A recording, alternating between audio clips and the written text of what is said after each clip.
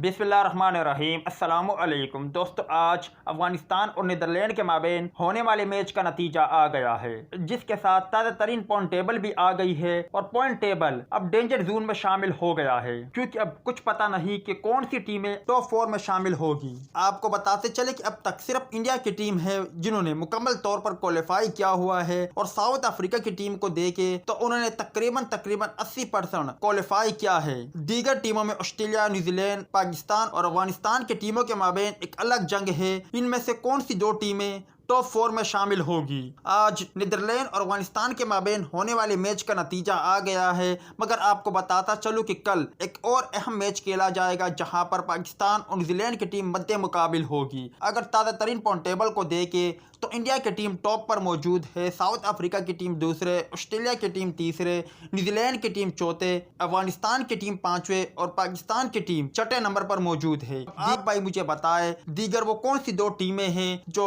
Semifinal में शामिल हो जाएगी और टॉप 4 में वो अपनी जगह बनाने में कामयाब हो जाएंगे।